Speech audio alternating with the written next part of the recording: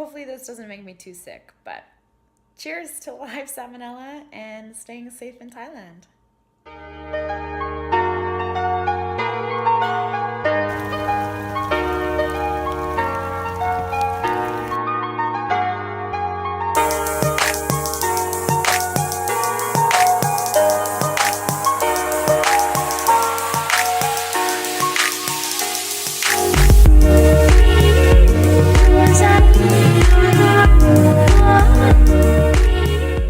Hi guys, I just wanted to check in with you and update you about what happened and what went down in the doctor's office today and all the information that he gave me.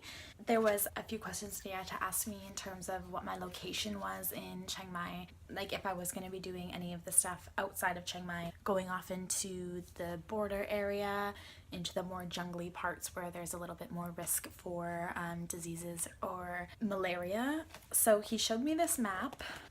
So I basically went through it, asked me what areas I'm staying in, and showed me that the darker parts are the parts where malaria is most rampant. So of course I'm going to try my best to stay away from those areas, and if I am looking to go into those areas at any point, I will look more into getting that vaccination done. Then he also talked to me about dengue fever, yellow fever, stuff like that, and he said that I really don't have that much of a risk for it. The only thing that he said to do is to get bug spray. So there was this one called Antivol, and you can get that one here, and you need to have it 20%. So it's basically the chemical inside the bug spray that really repels the mosquitoes and makes sure that they don't bite you to give you those diseases.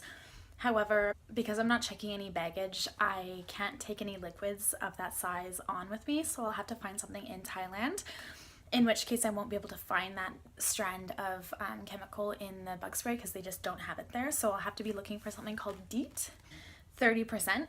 He said that anything lower than 30% doesn't do the trick, and anything higher than that will make it last longer, but it won't make the effects strong, like it won't strengthen the effects of it at all.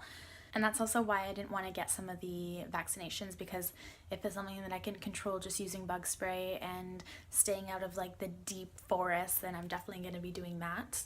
And then the things that he did prescribe me were the votive, which is what you take for typhoid, contaminated food or water, and basically it's 4 capsules. You take them one every other day for 4 days, well, for 7 days, but there's 4 capsules, and it basically just builds up your immune system each time you take it, so that if you ever do get it for real in Thailand, your body will be a lot more likely to be able to defend against it.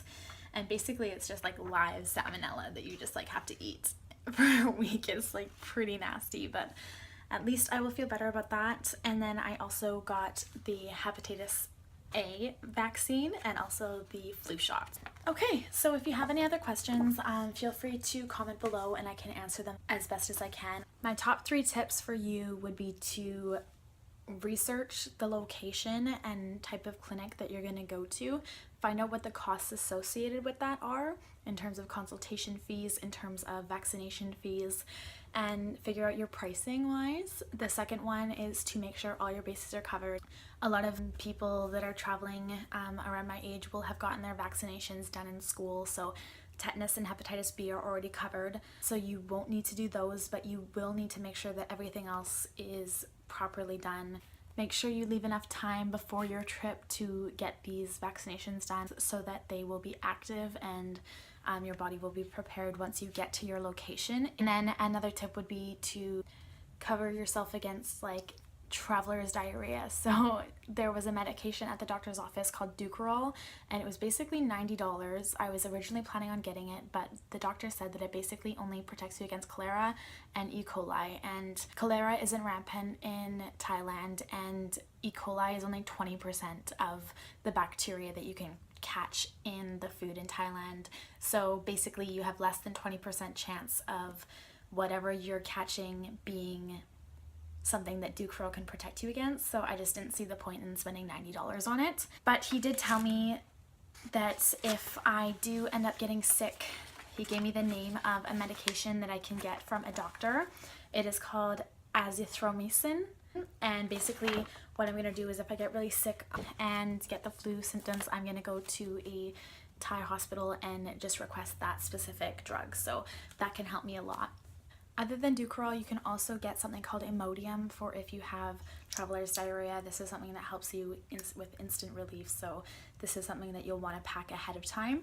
And then also go for your normal everyday prescription. So make sure you have enough supply for you to get through however long you're going to be there with your normal prescriptions. And yeah, I think that's all for my tips of all sort of health related, doctor related informations. There are plenty of sources online for you to look up this information and feel safe doing so. Basic pharmacies like London Drugs and Shoppers Drug Mart and other clinics similar to that will be able to help you in terms of getting your shots done. So I want to thank you guys so much for watching, and I hope that this was an informative video for you. Stay tuned because there are more travel series to come. I'd love for you guys to take a look and get some ideas for your own trips to Thailand. Have a good night. Bye.